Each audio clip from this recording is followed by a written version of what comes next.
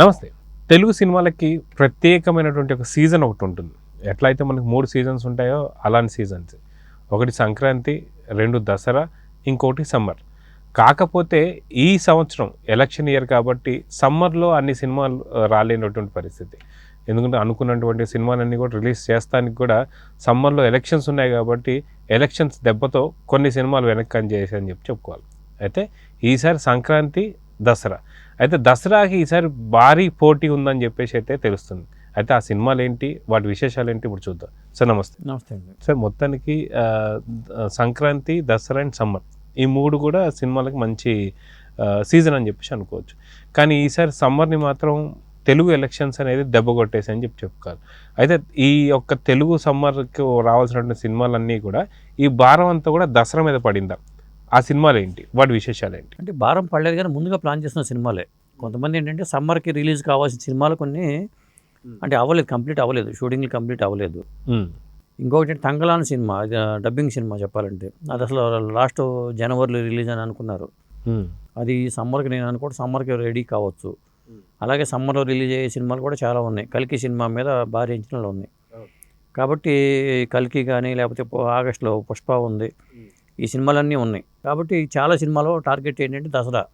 అది సెలవుల సీజన్ కాబట్టి అందరికీ చాలా కంఫర్ట్గా ఉంటుంది కాబట్టి దసరా టార్గెట్గా నాకు తెలిసి ఒక 5 సినిమాల పేర్లు అయితే ప్రముఖంగా కనిపిస్తున్నాయి. దాంట్లో పక్కాగా 4 సినిమాలు బరిలో కనిపిస్తున్నాయి. ఆ 4గిట్లో 3 రిలీజ్ అవుతాయేమో అనుకుంటున్నాను నేను. ఎందుకంటే నచ్చ చెప్పి ఒక వారం అటు ఇటుగా మార్చే అవకాశాలు అయితే ఉన్నాయి. ఒక 3 సినిమాలు అయితే పక్కాగా కనిపిస్తున్నాయి. 2 డైరెక్ట్ తెలుగు సినిమాలు, 1 డబ్బింగ్ సినిమా. ఈ 3 సినిమాల మీద భారీ అంచనాలు అయితే ఉన్నాయి. సాధారణంగా పోయిన సంక్రాంతి చూసుకుంటే మనకి 4 సినిమాలు బరిలో నిలిచినాయి. ఒకటి జై హనుమాన్ అయితే, ఇంకోటి నా సామిరంగా, ఇంకోటి వచ్చి సైంధవ్, అలానే మహేష్ బాబు సినిమాకి సంబంధించి గుంటూరు కారం. సో ఈ సినిమాలకు కూడా సరైన థియేటర్స్ని మాత్రం పంచలేకపోయినటువంటి పరిస్థితి. సో ఇలానే దసరాకి కూడా అలాంటి సినిమాలు రిలీజ్ అయితే మనకు థియేటర్స్ ఇష్యూ ఉండే అవకాశం. థియేటర్ ఇష్యూ కంపల్సరీగా ఉంటుంది. ఎందుకంటే అందుకనే ఖర్చు వేసేసారు. ఇప్పుడు భారతీయుడు 2 సినిమా వస్తుందని చెప్పారు, వాళ్ళు డేట్ ఇవ్వాల. ఎప్పుడైతే భారతీయ 2 వచ్చిందో వాళ్ళు అనౌన్స్మెంట్ ఇచ్చేసారో వెంటనే రజనీకాంత్ టీం అలర్ట్ అయిపోయారు. ఆ జ్ఞానవేలు, టీజే జ్ఞానవేలు డైరెక్షన్లో వచ్చిన వేటాయన్, అది తెలుగులో వేటగాడుగా రిలీజ్ అయిపోతున్నారు. మరి దాంట్లో అమితాబ్ బచ్చన్, ఫహద్ ఫాజిల్, రాణా, ఇంతమంది ఆర్టిస్టులు ఉన్నారు. అది పెద్ద ప్రాజెక్ట్ చెప్పాలంటే వేటాయన్ అనే సినిమా. ఆ సినిమా కూడా అక్టోబర్లో రిలీజ్ అని వాళ్ళు అనౌన్స్ చేశారు. నిన్న అఫీషియల్గా వచ్చేసింది. అంటే కమల్ హాసన్కి పోటీగా నేను కూడా రెడీగా అయిపోయానని రజనీకాంత్ ఇండికేషన్ ఇచ్చేసాడు. ఇవి కాకుండా ఎన్టీఆర్ దేవరా అక్టోబర్ 10 డేట్ వాళ్ళు ఎప్పుడూ చెప్పేశారు ముందే. ఖర్చు వేసినట్టే, దసరా బరిలో మేము ఉన్నామని ఖర్చు వేసినట్టే. ముందుగా ఎవడేసుకుంటే వాళ్ళకి థియేటర్లో వాళ్ళకి ఇవ్వాలి, లెక్క ప్రకారం అయితే వాళ్ళు సర్దుబాటు చేసుకుంటారు. కాబట్టి దేవరా అనేది రెడీ అయిపోయింది. దేవరతో పాటు మన చందు మొండే డైరెక్షన్లో కార్తికేయ 2 డైరెక్టర్ ఎవరైతే ఉన్నారో ఆ చందు మొండేటి డైరెక్షన్లో కూడా సినిమా తండేల్ సినిమా అది ఉంది. ఇప్పుడు ఇవన్నీ ఎటువంటి మరి బాలయ్య బాబు సినిమా ఇప్పుడు NBK 109, దీనికి వీరమాస్ అనే టైటిల్ అయితే బాగా పాపులర్ అయిపోయింది, ప్రచారంలో ఉంది. వీర అనే టైటిల్ కలిసి వచ్చిందని ఒకటిను, మరి ఆ పాత్ర పేరు వీర అనే ఏమైనా ఉందేమో తెలియదు కానీ మొత్తానికి వీరమాస్ అనే టైటిల్ అనుకున్నారు. ఇది కాకుండా ఇంకొక టైటిల్ అనుకున్నారు. ఈ సినిమా రిలీజ్ కూడా దసరానే అనే టాక్ అయితే వచ్చేసింది. కాబట్టి ఓ పక్క బాలయ్య బాబు, ఓ పక్క రజనీకాంత్, ఓ పక్క జూనియర్ ఎన్టీఆర్, బాబాయ్ అబ్బాయిలు పోటీ పడుతున్నారు. మధ్యలో నాగచైతన్య, తండేలు. ఈ 4 సినిమాలు కాకుండా ఇంకొక 2 సినిమాలు కూడా లైన్లోకి వచ్చే అవకాశం అయితే కనిపిస్తుంది. ఇప్పుడు గేమ్ చేంజర్ ఎప్పుడు ఉండే అవకాశం ఉందంటే? గేమ్ చేంజర్ దీనికన్నా ముందే ఉండే అవకాశం అయితే ఉంది.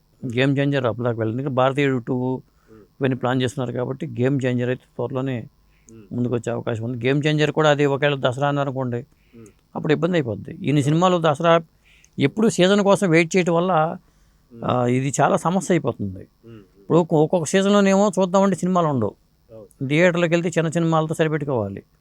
అలా కాకుండా సీజన్ మీద దృష్టి పెట్టుకోకుండా ప్రతి సినిమా రిలీజ్ అవడమే ఒక సీజన్గా భావించుకోవాలి. అంతేగాని మన సీజన్ కోసమే చూడాలి, సీజన్లో అయితే డబ్బులు వస్తాయని టార్గెట్ మానుకుంటే బెటర్ అనిపిస్తుంది నాకు.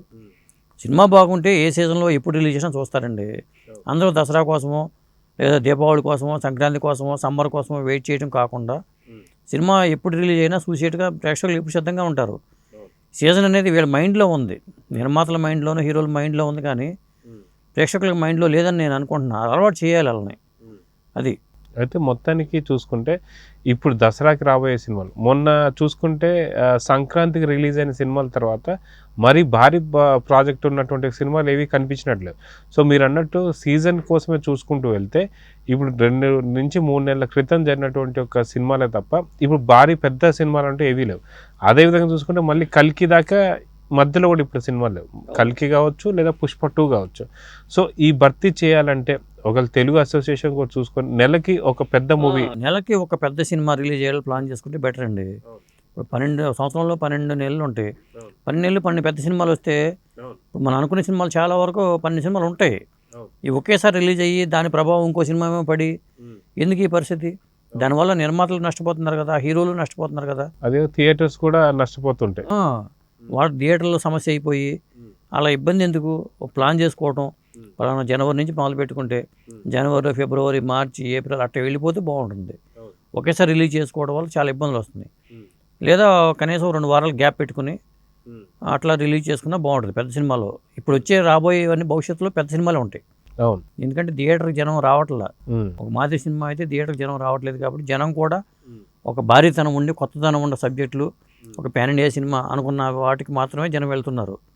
కాబట్టి ముందు కూడా మార్కెట్ పరిధి పెరిగింది, జనం డబ్బులు కూడా వస్తున్నాయనే ఒక మైండ్ సెట్ వచ్చేసింది నిర్మాతలు కూడా. అవును, మనం చేసే సినిమా అవసరమైతే 4 ప్రొడ్యూసర్లు కలిపి ఒకే సినిమా చేసుకుంటూ వెళ్ళిపోతున్నారు. అవును, దానివల్ల ఏమైనా పెద్ద సినిమాలకి థియేటర్లకి జనాన్ని రప్పించే సినిమాలకి అవకాశం ఉంది కాబట్టి అలాంటి సినిమాలే తీయాలి. మిగతా సినిమాలన్నీ ఓటీటీ రిలీజ్ చేసుకోవచ్చు అవసరమైతే. ఒక్కొక్కసారి చిన్న సినిమాలు ఆడుతున్న సందర్భాలు కూడా ఉన్నాయి. ఇప్పుడు మొన్న మధ్యన వచ్చిన ప్రేమల సినిమా డబ్బింగ్ సినిమా అయినా కానీ భారీ కలెక్ట్ చేసేసింది. అలాగే టిల్లు స్క్వేర్ సినిమా కూడా 100 కోట్ల క్లబ్లోకి వెళ్ళిపోయింది. జై హనుమాన్ కావచ్చు, హనుమాన్ సినిమా. మరి హనుమాన్ సినిమా సంక్రాంతి సీజన్లో పెద్ద సినిమాలతో పోటీ రిలీజ్ అయితే అదే ఈ సంవత్సరం పెద్ద సినిమాగా చెప్పాలి.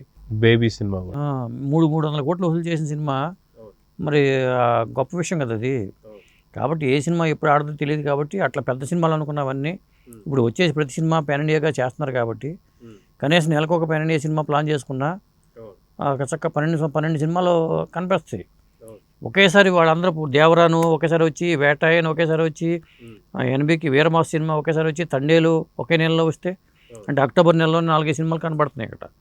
అది 4 నెలలకి పోస్ట్ పోన్ అయినాయి అనుకోండి, అటు మారిపోతే బాగుంటుంది కదా. అవును. సో మొత్తానికి ఈసారి దసరా మాత్రం సంక్రాంతిని తలపిస్తుంది అని చెప్పి అనుకోవచ్చు అంటారా? ఖచ్చితంగా వచ్చే సంక్రాంతి సినిమాలు మాట ఇవ్వం, కానీ ఈ దసరాకి మాత్రం చాలా పెద్ద సినిమాలు రిలీజ్ అయ్యే అవకాశం ఉంది. ఎందుకంటే మంచి సినిమాలు ఉన్నాయి. ఇప్పుడు భారతీయ 2 ఇప్పుడు వస్తుంది, గేమ్ చేంజర్ ఇప్పుడు వస్తుంది. హీరోల పరంగా చూసుకుంటే ఇట్లా ప్రతి హీరోకి కొన్ని సినిమాలు ఉంటాయి కాబట్టి, అలాగే రజనీకాంత్, కమల్ హాసన్, తమిళ హీరోలు పక్క, అలాగే విక్రమ్ తంగలాన్ సినిమా, అది జనవరిలో రావాల్సిన సినిమా, ఇంతవరకు వాళ్ళు అనౌన్స్మెంట్ రాలేదు. అది ఒక భారీతనంతో రూపొందిన సినిమా తంగలాన్. ఇలా చాలా సినిమాలు కనిపిస్తున్నాయి. సో చూద్దాం సార్. మొత్తానికి సంక్రాంతికి ఈసారి అంటే ఈ సంవత్సరంలో 2 సార్లు సంక్రాంతిలో వచ్చినట్టు చెప్పుకోవాలి సినిమాల పరంగా చూస్తే. సో రిలీజ్ అయిన ప్రతి సినిమా కూడా హిట్ అవ్వాలని చెప్పి కోరుకుందాం. Thank you sir.